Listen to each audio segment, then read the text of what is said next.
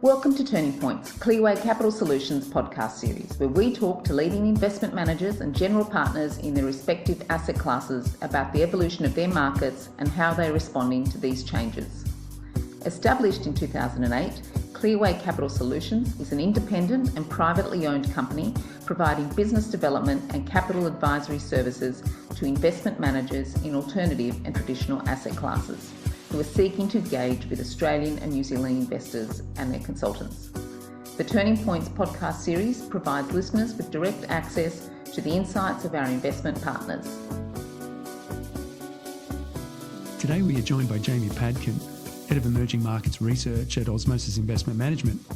Jamie leads the team working on the expansion of Osmosis's resource-efficient equities research into the emerging market space. Jamie, can you maybe start with a reintroduction of Osmosis Investment Management? Hi, Michael. It's great to be back. Thank you for having me. And yeah, of course, Osmosis is a sustainable investment manager based in London. We have an AUM of about $16 billion. And since we last spoke, we set up a business in the Netherlands to expand our offering from the equities that we do in London over to fixed income as well. So in London, all of our products are based around resource efficiency, which is our thesis that on a sector basis, companies who are more effectively converting their natural capital to economic value are the ones who are best positioned to outperform over the long term. And we measure this resource efficiency through the lenses of carbon emissions, water withdrawal, and waste generation. So the majority of our AUM is run in low active risk, sort of highly diversified developed market strategies that are tilted towards resource efficient companies and away from the resource intensive companies, while staying sector country style neutral. And we've been running that approach in the developed markets for about 10 years now. But the exciting news is that in December, we extended this approach to the emerging markets too. So we now have an emerging markets Osmosis core equity solution. Why do emerging markets sit at the centre of the global sustainability challenge and the opportunity? And what initially attracted Osmosis to this sub-asset class of equities? The answer that we see is kind of threefold. So firstly, the companies in the emerging markets are and will continue to be the most affected by climate change. The second reason is that not only are they the most affected, but they're also the least able to cope with the effects. And finally, they are some of the companies that, through their own fault or not, are the most responsible for global emissions. So as globalization's increased over the last 50 years, those of us in the developed world have been exporting more and more of our emissions to the emerging markets, particularly as companies have taken advantage of the cheaper cost of labour and the less stringent regulations there. But not just outsourcing, we also see a lot of heavy industry exposure in the emerging markets due to their geographical positioning and the raw materials available there. And there are a lot of companies involved in coal, aluminium, lithium, steel. And these kind of heavier, more manufacturing-based characteristics are also reflected in the footprints that we see. And we see that the emerging market benchmark is about 3 times more intensive than the developed, with about a third of that increase between the developed and the emerging due to the heavy industry allocation, and about 2/3 come from the companies themselves being more intensive. So there's a lot of opportunity for impact in the emerging markets by prioritising the leaders and by penalising the laggards. And alongside this, we also see the increased sustainability imperative leading to a lot of opportunities for alpha generation through resource efficiency. Jamie, investors often think environmental data disclosure in emerging markets lags their developed market counterparts. Is this really correct? What are the major disparities across both? It's a great question. It's one that we get asked a lot. When we started this project, we expected the quantity of the data to be much lower in the emerging markets than it is in the developed markets. But what we found is that when you weight it, so on a weighted basis, there's actually a higher level of disclosure in the MSCI Emerging Markets Index than there is in the MSCI World, the developed world. Now, admittedly, a lot of that is driven by the index concentration in the emerging markets, and the fact that we see a lot of the largest companies disclosing the emerging markets does skew that a bit. But even on a count basis, we still see a really large number of companies disclosing. And more importantly, we see more than enough companies in each sector disclosing to be able to make the resource efficiency score necessary to make the corporate comparisons that we're aiming for. A large part of this is driven by the sustainability data disclosure regulations in the emerging markets, and we now see that almost all countries have some kind of mandatory reporting. So of particular note, is China, the country with the largest presence in the index by number of companies, whose mandatory reporting regulations came into force at the beginning of this year. We saw a big jump before they came into force, and we look forward to seeing that momentum continuing. Now, greenwashing is a major concern for investors, particularly in Australia. How does Osmosis validate the quality of the environmental data in emerging markets and deal with inconsistencies when they arise? Yeah, it's another question that we're asked a lot. And while there are some differences to the developed markets in some respects, like the industries represented or the magnitude of intensities that we see, in many ways, we actually see very little difference between the quality of data in the emerging markets and the quality in the developed markets. We generally see that the sustainability reports themselves in the emerging markets look really good, and they're often almost indistinguishable from the developed markets. And on top of that, we see really strong granularity of data disclosure. But you can't just take these things at face value. And in fact, in the sort of initial data validation process that we did a lot of checks and balances to try to weed out red flags there might be with the data, and use our developed database that we've built up over the last 15 years at Osmosis to check for inconsistencies, to look for stories that don't make sense. Or to try and overlay another layer of credibility and certainty onto this data in the emerging markets. But not only this, we can also check the resulting emerging market RE investment signal against our DM investment signal. And one of the really interesting outcomes is the similarity that we see between the RE score in both markets. So across both markets, we're continuing to pick up companies that have the same types of exposures to traditional financial metrics. So they're generally more profitable, and they generally have a slightly higher asset turnover, so which is how much revenue they're generating from their assets. But it's not significantly correlated to any traditional financial factors. So across both markets, we are picking up a kind of unpriced profitability. So generally, we've been really impressed with the quality of data in reports, but there are also always points that need clarification, or where there are mistakes, both clear mistakes and less clear mistakes, that then don't make it into our database. Generally, we've been really impressed, apart from that, with the quality of data in the reports. But when those mistakes come up, then the company would enter our engagement program, where we engage with all the companies to try to increase their data quality and the data quantity that they disclose. So last year in the emerging markets, we ran more than 320 of these engagements to try to increase the robustness of the emerging market environmental data landscape. So when it comes to engagement, off the back of what you've just said, how important is it? Can it really influence improvements in carbon, water, and waste efficiency with these companies?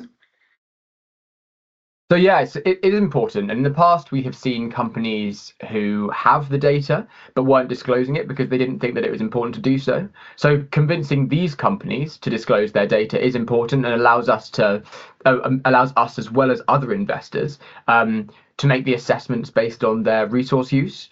But our approach to actually genuinely influencing improvements in carbon, water, and waste efficiency is kind of more second degree, because we believe that what is measured is ultimately managed. And so if we can convince companies to measure and disclose their sustainability data, then we believe the company is more likely to manage their resource use going forward.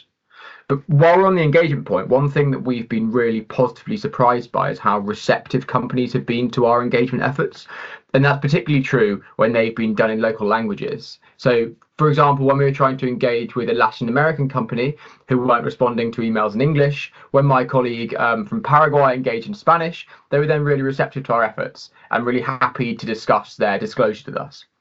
I think it's probably fair to say that there's a broad spectrum of companies in the emerging markets, some like the ones in South Korea, where their disclosures are probably amongst the best in the world, if not the best in the world.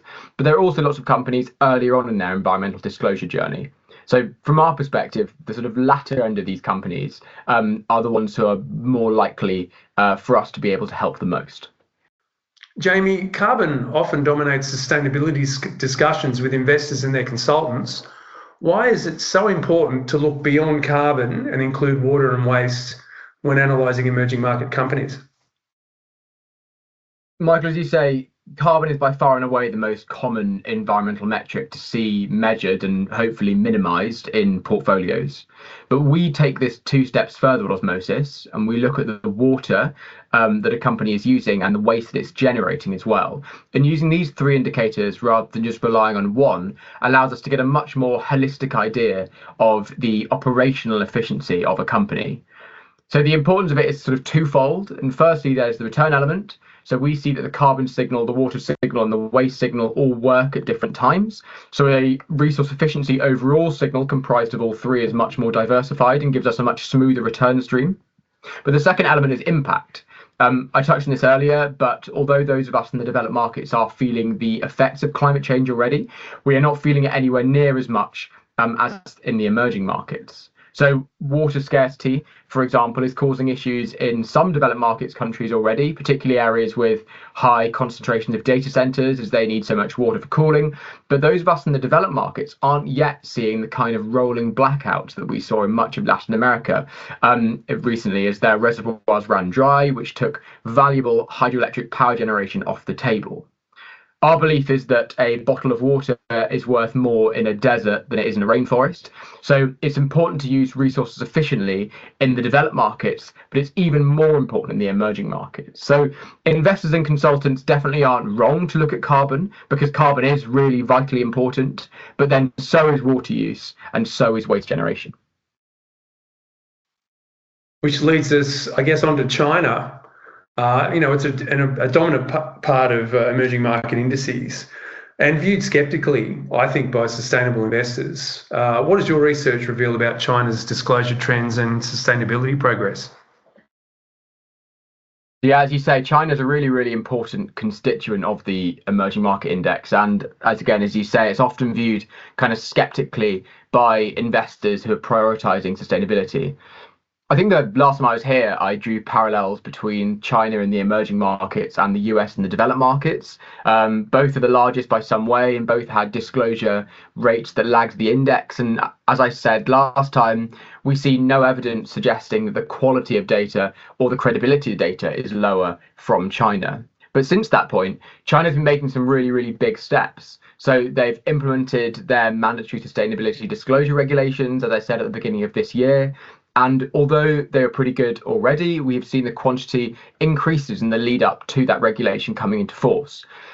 But not only corporate data, but we've also seen a real focus on sustainability being embedded more widely across the economy as they continue to expand these so-called new 3 green industries of electric vehicles, lithium-ion batteries, and photovoltaic cells. And while they are still the world's largest coal consumer, they're also rapidly expanding their renewable energy generation. So on a relative basis, their coal generation is dropping. So it's not all good news, but we do see China moving in the right direction. And our belief is that China is vital for the global transition. And while people do sometimes view it skeptically through a sustainability lens, we think that it's actually where a lot of opportunities will arise. Jamie, the research from your team suggests emerging markets may offer greater environmental improvement per dollar invested than developed markets. Where do you see the biggest efficiency gaps today?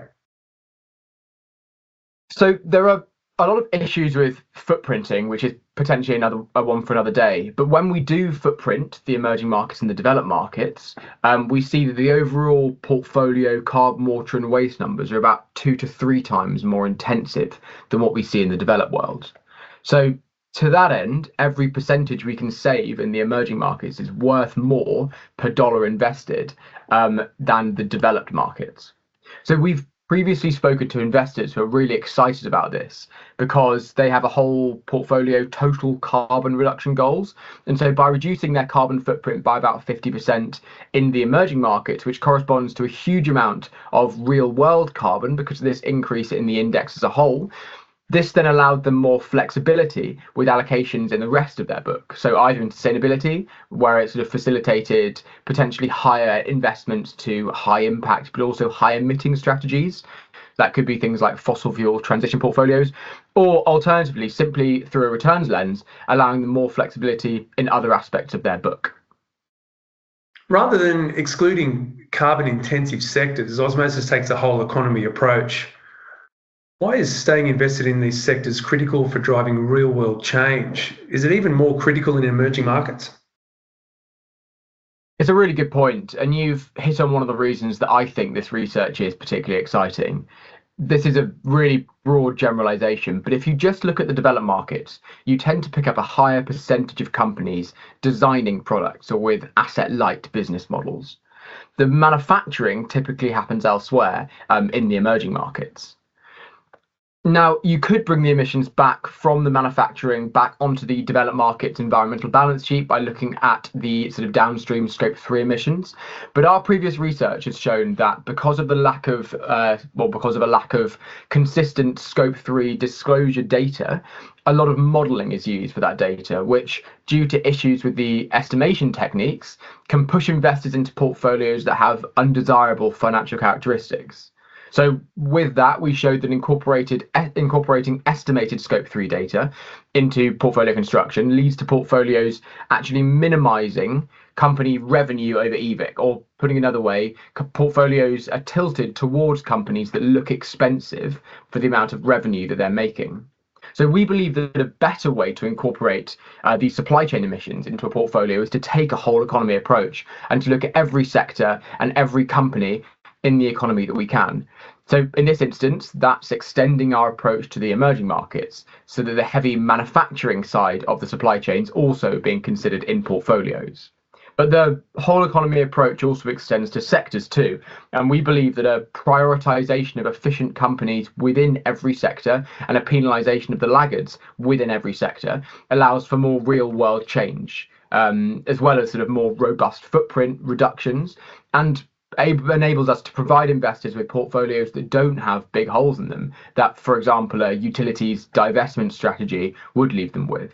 And on the other side of the coin, we also believe that the alpha opportunity from resource efficiency is within every sector of the economy. So on that front, we also ideally don't want to reduce our opportunity set. Jamie, Osmosis research shows that more resource efficient companies tend to outperform over time. Why does better environmental efficiency translate into stronger financial performance? Is this outperformance more pronounced in emerging markets? And if it is, why? So as I mentioned earlier, resource efficiency, or RE, tends to pick up similar companies across both developed and emerging markets. So these tend to be companies that have a kind of unpriced profitability characteristic. So the way that we see that exposure translating into outperformance is that companies who are resource efficient are more likely to beat their analyst earnings per share estimates, and resource intensive companies are more likely to miss out on these estimates. So we also see this in earnings guidance as well, where resource efficient companies are more likely to revise their guidance upwards, and resource inefficient companies are more likely to revise their guidance downwards. And we see this happening across both developed and emerging markets. So performance-wise, we do see positive outperformance across both markets. And in the emerging markets, this has been particularly pronounced in the last 3 years as our levels of disclosure data have increased really quite significantly. But something that investors might also find interesting is the lack of correlation between the resource efficiency active return stream in the developed markets and in the emerging markets, meaning that if you look at the world through a kind of osmosis acqui lens, this allows for an even more diversified return stream than RE, which itself leads to a more diversification than looking at carbon or water or waste separately. Jamie, it's always great to have you back on, particularly talking about emerging markets and sustainable osmosis, sustainable research. So really, in conclusion, what would you say to investors who still see emerging markets as too hard from a sustainability perspective? I think I'd say two things. I think firstly, I completely understand where the perception comes from. Emerging markets are more complex. They have different regulatory regimes, different stages of disclosure maturity, and different economic pressures. But I don't think that too hard or hard necessarily means not investable, and it definitely doesn't mean not important. In fact, I think it's precisely because the emerging markets are harder that they matter more from both a sustainability and an investment perspective. But then I think secondly, if we step back, emerging markets are where the biggest real world sustainability outcomes are going to be determined. It's where the battle for climate change is going to be won or lost. And this is where population growth is happening, where energy demand is rising fastest, and where heavy industry is concentrated, and where these incremental improvements in efficiency have the biggest impact. So what our research shows is that when you look at emerging markets with the right tools, so that's with this robust data validation, with our sort of sector neutral comparisons and a whole economy mindset, they actually aren't too hard and they're full of opportunities.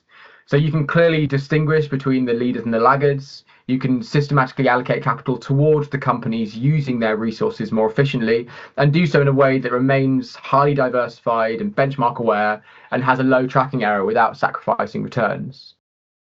So the key point for us is that the quality and quantity of environmental data in emerging markets is now strong enough to support robust, real-world investment decisions. And we think that a disciplined, data-driven resource efficiency approach allows investors to turn what's often seen as a challenge into a solution that's both investable and impactful, as well as a durable source of long-term alpha. Jamie, it's always great having you back on Turning Points. Thank you so much for speaking with us tonight. No worries at all. Thank you for having me.